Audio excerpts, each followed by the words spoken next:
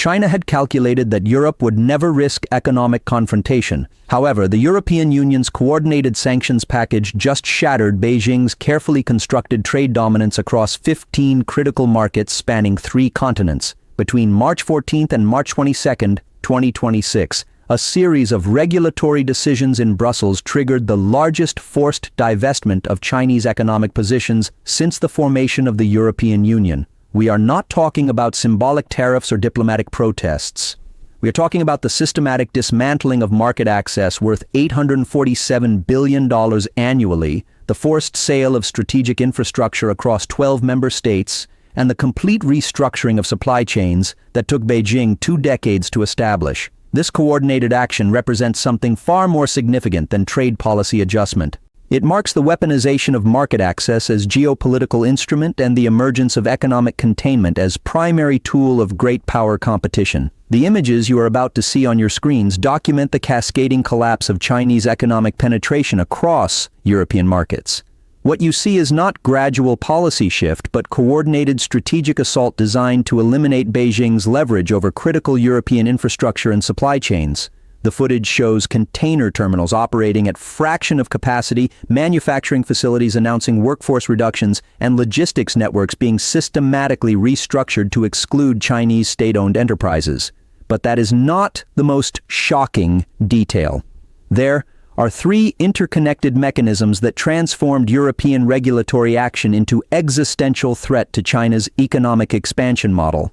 The first is the simultaneous implementation of reciprocal market access requirements across all 27 EU member states. The second is the activation of security review protocols that retroactively examine Chinese acquisitions completed over the past 8 years. The third is the coordination with Japan, South Korea, Australia, and Canada to create unified framework denying Chinese firms access to combined market of 1-2 billion consumers representing $38 trillion in annual economic output. We will explain each mechanism in the later parts of this video. Now, we descend to that critical moment when the foundation began to crack. On March 14, 2026, the European Commission published a 340-page regulatory framework titled Ensuring Strategic Autonomy Through Reciprocal Market Access. The document appeared technical and bureaucratic on surface, the kind of policy paper that normally generates minimal attention outside Brussels policy circles. But embedded within those pages was legal architecture designed to systematically dismantle Chinese economic presence across 15 critical sectors. The regulation employed deceptively simple principle called reciprocity. If Chinese companies enjoy access to European markets, European companies must receive equivalent access to Chinese markets. If Beijing restricts foreign ownership in telecommunications to 49%, Brussels will impose identical restriction on Chinese telecommunications firms operating in Europe. If China prohibits foreign companies from owning logistics infrastructure, Europe will prohibit Chinese ownership of European ports and rail networks. The regulation identified 15 markets where asymmetry between European access to China and Chinese access to Europe created unacceptable strategic vulnerability. These markets included telecommunications, infrastructure, port facilities, renewable energy equipment manufacturing, pharmaceutical supply chains, rare earth processing, semiconductor equipment, electric vehicle battery production, high-speed rail systems, 5G network components, cloud computing services, artificial intelligence development platforms, advanced manufacturing robotics, medical device production, agricultural technology, and financial services platforms. According to analysis from the Center for Strategic and International Studies, Chinese companies controlled between 23 and 67% market share across these 15 sectors within the European Union, while European companies faced ownership restrictions, technology transfer requirements, and regulatory barriers that limited their Chinese market share to between 3 and 18% in equivalent sectors. The regulation gave Chinese companies operating in Europe exactly 180 days to demonstrate that their home market operations provided reciprocal access to European competitors. If reciprocity could not be established, the Chinese firms would face 3 options. First, divest their European operations to non-Chinese entities. Second, accept equivalent restrictions to those faced by European companies in China, which would render most business models unviable. Third, exit European markets entirely. The Commission made clear that enforcement would be absolute and that member states could not grant individual exemptions or negotiate bilateral arrangements. For the first time in history, the European Union would act as unified economic bloc, wielding combined market power of 450 million consumers and $17 trillion annual GDP as strategic weapon. The technical deep dive into implementation mechanics reveals sophisticated legal architecture designed to survive challenge and prevent circumvention. The regulation employs sector-specific assessment methodology developed by the European External Action Service in coordination with member state intelligence agencies. Each of the 15 targeted sectors received customized reciprocity framework accounting for technical characteristics and security implications. In telecommunications infrastructure, the regulation prohibits any company majority owned by Chinese state entities or subject to Chinese national security laws from owning more than 10% of European telecommunications networks. This threshold effectively bars China Mobile, China Telecom, and China Unicom from European operations while forcing Huawei and ZTE to restructure ownership or exit markets. The telecommunications provisions cite national security concerns under Article 36 of the Treaty on the Functioning of the European Union, which allows restrictions on free movement of capital when justified by public security requirements. In port facilities, the regulation leverages existing critical infrastructure protection frameworks to require divestment of Chinese holdings exceeding 25% ownership in any European port handling more than 2 million containers annually. This provision directly targets shipping crossing ports, which acquired significant stakes in ports at Piraeus, Valencia, Antwerp, and Rotterdam between 2016 and 2024. According to German intelligence assessments leaked to Der Spiegel, COSCO's port positions provided Beijing with detailed data on European military logistics, dual-use technology shipments, and supply chain vulnerabilities. The forced divestment eliminates this intelligence collection capability while fragmenting Chinese control over European maritime logistics. In renewable energy equipment, the regulation employs anti-dumping provisions combined with reciprocity requirements to neutralize Chinese dominance of solar panel and wind turbine markets. Chinese manufacturers currently supply 78% of solar panels installed in Europe and 45% of wind turbines according to European Commission trade data. The new framework requires that any company supplying more than 15% of European renewable energy equipment must demonstrate that European competitors face no ownership restrictions, technology transfer requirements, or discriminatory regulatory treatment in equivalent Chinese markets. Since European renewable energy firms face systematic barriers in China including forced joint ventures, intellectual property transfer mandates, and preferential treatment for domestic competitors, Chinese manufacturers cannot meet reciprocity standards. The regulation gives them 180 days to divest market share above 15% threshold or face exclusion from European public procurement and subsidy programs that represent 67% of renewable energy equipment demand. The strategic implication layer reveals how tactical market access restrictions cascade into operational paralysis for Chinese economic expansion model. China's Belt and Road Initiative relies on systematic pattern of infrastructure acquisition, market penetration through subsidized pricing, establishment of dominant position, and conversion of economic presence into political leverage. The European reciprocity framework breaks this chain at multiple points simultaneously.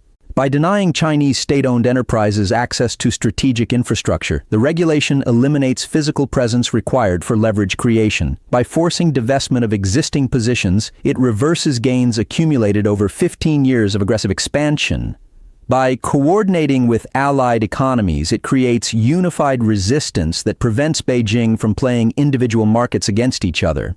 The immediate battlefield result is forced sale of assets valued at approximately $340 billion according to preliminary calculations from Bloomberg Economics. Chinese companies must divest port facilities worth $47 billion, telecommunications infrastructure worth $89 billion, renewable energy manufacturing capacity worth $76 billion, and positions across 12 other sectors totaling $128 billion.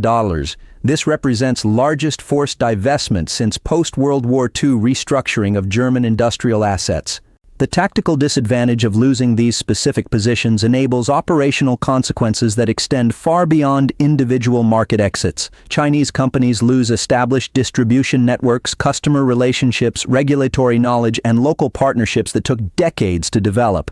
European and allied competitors acquire these assets at depressed prices driven by forced sale timelines, instantly gaining market positions that would require years to build organically. The operational maneuver this enables is systematic restructuring of European supply chains to exclude Chinese intermediaries. When Chinese companies controlled ports, they determined routing, priority, and access for competitors. When they dominated telecommunications networks, they possessed visibility into European business communications and technology deployments.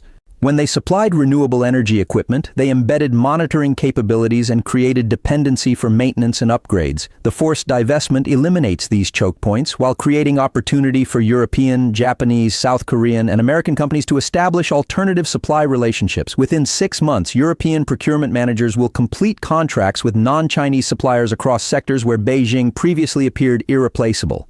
Within 12 months, the reconfigured supply chains will demonstrate that Chinese participation was convenient rather than essential.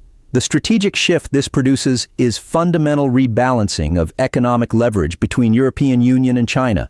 For 2 decades, the relationship moved progressively toward Chinese advantage as Beijing accumulated strategic positions while maintaining closed home market.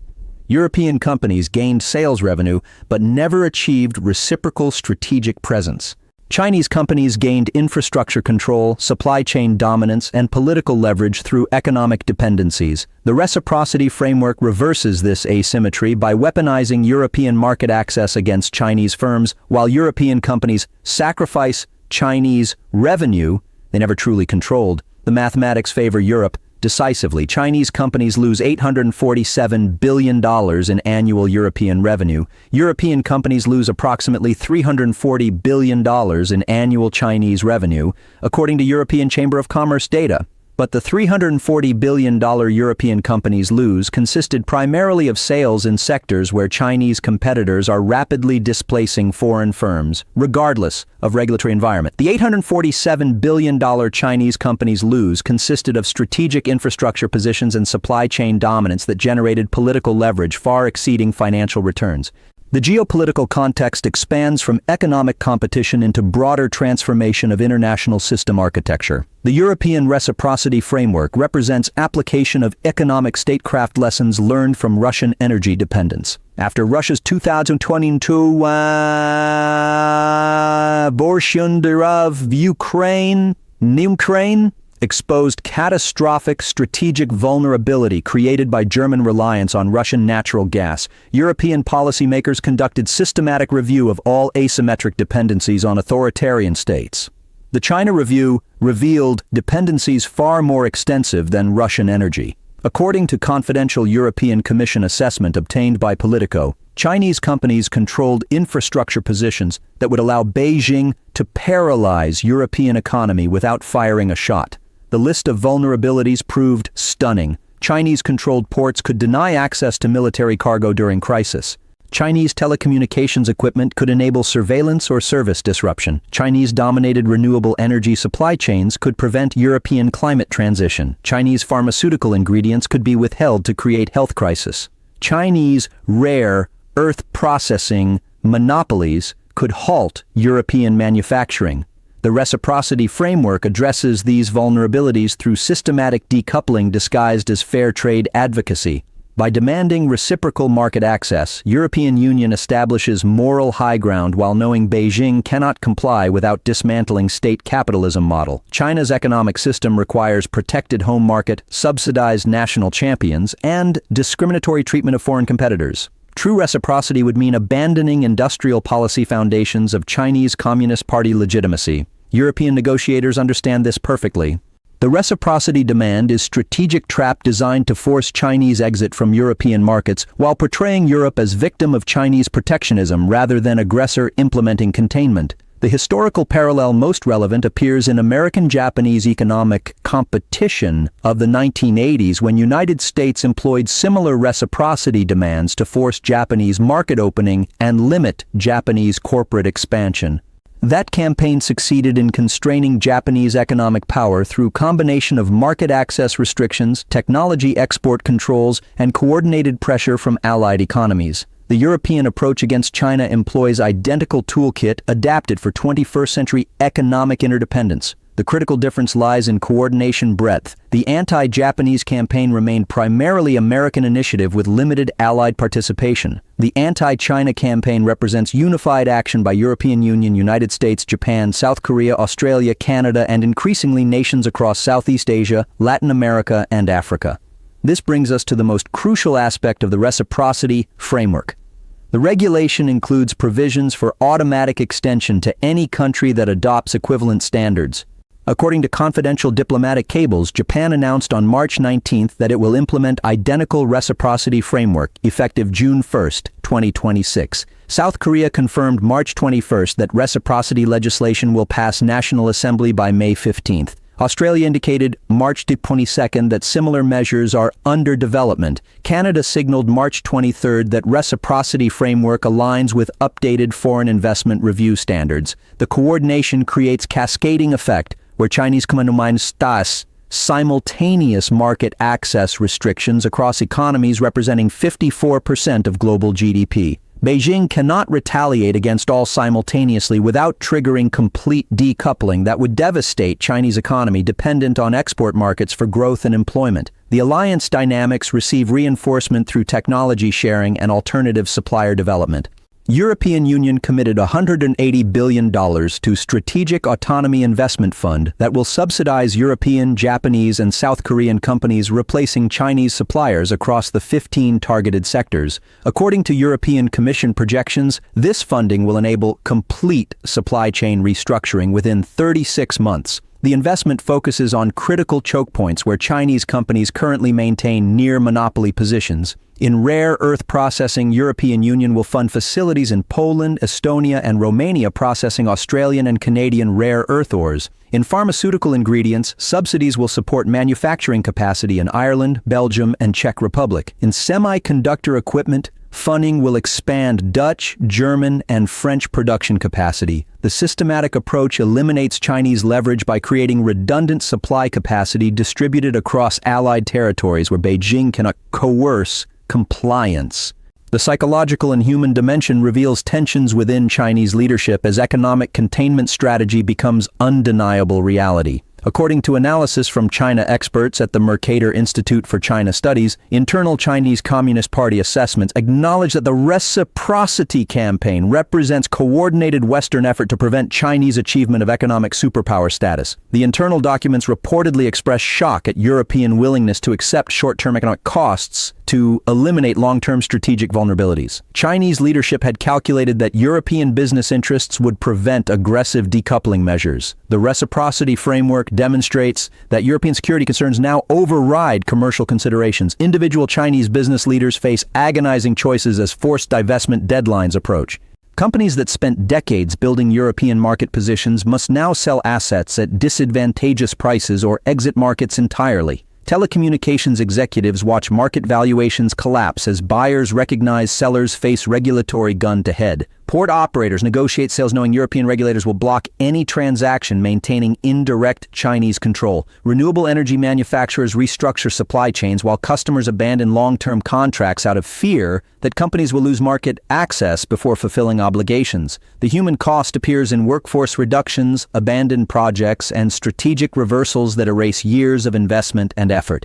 Chinese workers employed by affected companies face unemployment as operations shut down or transfer to new owners. European Commission data indicates approximately 340,000 jobs currently depend on Chinese companies operating in the 15 targeted sectors. The forced divestments will result in layoffs, restructuring, and uncertainty for workers who believed their employers represented permanent economic presence. The social costs remain abstract to European policymakers focused on geopolitical necessity, but they are devastatingly concrete to families dependent on paychecks from companies Brussels now treats as security threats. Leadership psychology within Chinese Communist Party demonstrates dangerous combination of humiliation and defiance. According to confidential diplomatic assessments, senior Chinese officials privately acknowledge they underestimated Western willingness to weaponize economic interdependence. The assumption that European dependence on Chinese markets would prevent aggressive action proved catastrophically wrong. European Union demonstrated it values strategic autonomy more than Chinese revenue. This miscalculation mirrors Putin's error in assuming European dependence on Russian energy would prevent meaningful response to Ukraine invasion. In both cases, authoritarian leaders misread democratic societies, assuming commercial interests would override security concerns. The reciprocity framework proves that when democracies perceive existential threat, they accept significant economic costs to eliminate vulnerabilities. The future projection and escalation examines coming developments as reciprocity framework implementation triggers cascading consequences. In immediate short term, expect legal challenges as Chinese companies attempt to delay or prevent forced divestments through European court system. These challenges will fail because reciprocity framework employs national security justifications that courts traditionally defer to executive judgment. In medium term, expect Chinese retaliation against European companies operating in China through intensified regulatory harassment, suspended licenses, and discriminatory enforcement. This retaliation will backfire by accelerating European business exodus from Chinese market as companies recognize they face terminal risk in authoritarian system where rule of law provides no protection against political retaliation. In longer term, expect complete bifurcation of global economy into two incompatible systems. Democratic market economies will trade freely with each other while maintaining restricted engagement with authoritarian state capitalism. The reciprocity framework establishes legal architecture for this bifurcation by creating objective standard that authoritarian systems cannot meet without fundamental political transformation. China faces choice between maintaining state capitalism model and losing access to wealthy democratic markets. Beijing will choose state capitalism because Communist Party survival depends on economic control mechanisms that reciprocity framework prohibits. The cascading nature of this bifurcation seems inevitable, given technological competition and security concerns. Artificial intelligence, quantum computing, biotechnology, and advanced materials represent dual-use technologies with profound military implications. Democratic nations cannot allow adversary access to cutting-edge research and development while simultaneously competing in military domain. The reciprocity framework in economic sphere will extend to technology transfer restrictions, research collaboration limits, and supply chain segmentation that prevents authoritarian regimes from accessing democratic innovation ecosystems. Could China adapt its economic model to meet reciprocity standards and regain market access? Theoretically possible, but politically unthinkable. True market reciprocity requires abandoning state-owned enterprise dominance, ending subsidies for national champions, eliminating technology transfer requirements, and accepting foreign competition on equal terms. These changes would undermine Chinese Communist Party control mechanisms and threaten regime stability. The party survived Tiananmen Square, Hong Kong suppression, and Xinjiang repression. It will not survive loss of economic management tools that maintain employment, prevent inflation, and direct investment toward political priorities. Will Europe maintain unity as Chinese retaliation intensifies and business lobbies demand regulatory relief? The reciprocity framework includes enforcement mechanisms designed to prevent defection. Member states that grant exemptions or negotiate bilateral deals face suspension of single market privileges until compliance is restored. The institutional architecture converts defection from costless opportunism into existential threat to European Union membership benefits. Past experience suggests this enforcement approach works. When Hungary attempted to exempt Chinese investments from security reviews, European Commission suspended $10 billion in regional development funds until Budapest capitulated. The precedent demonstrates Brussels possesses tools to maintain discipline. The coming months will determine whether China can find alternative markets to replace European revenue, or whether loss of access to wealthy democratic economies forces Beijing to recalibrate its entire development strategy. Early indicators suggest no adequate replacement exists. Chinese companies cannot simply redirect European sales to developing markets because those markets lack purchasing power and absorptive capacity. A telecommunications firm selling advanced 5G equipment to European operators earning average revenue per user of $40 monthly cannot replace that revenue in markets where average revenue per user is $8 monthly. The mathematics of development economics mean that wealthy democratic markets are irreplaceable. Losing access to 54% of global GDP while that GDP represents 73% of global purchasing power creates unsolvable equation for export-dependent economy. This situation brings us to the broader question of whether economic containment can succeed where military confrontation would fail. The reciprocity framework represents experiment in defeating authoritarian expansion through economic isolation rather than military force. If democracies can deny authoritarian regimes access to markets, technology, and capital, can they prevent authoritarian achievement of great power status without firing shots? The evidence from Soviet experience suggests qualified yes. Western economic restrictions contributed significantly to Soviet collapse by denying Moscow access to technology, capital, and markets necessary for sustained competition. China possesses larger domestic market than Soviet Union and has integrated more successfully into global economy, making isolation more difficult. But the fundamental dynamic remains similar. Authoritarian state capitalism cannot match democratic market capitalism in innovation, efficiency, and wealth creation. If democracies prevent authoritarian economies from accessing democratic innovation and markets, the competition is over. The sparks of strategic autonomy that started in Brussels could spread to Washington, Tokyo, Seoul, Canberra, and capitals across the democratic world. What began as European response to Chinese telecommunications security concerns has evolved into comprehensive framework for economic competition with authoritarian powers. The reciprocity principle provides politically defensible mechanism for achieving strategic decoupling while claiming moral high ground of fair trade advocacy. Every democratic nation faces asymmetric dependencies on authoritarian suppliers that create strategic vulnerabilities. The European template provides roadmap for eliminating those vulnerabilities through coordinated market access restrictions justified by reciprocity demands. The data is incredibly clear. China has lost this economic war not on battlefield, but in Brussels conference rooms where European bureaucrats transformed market access into geopolitical weapon.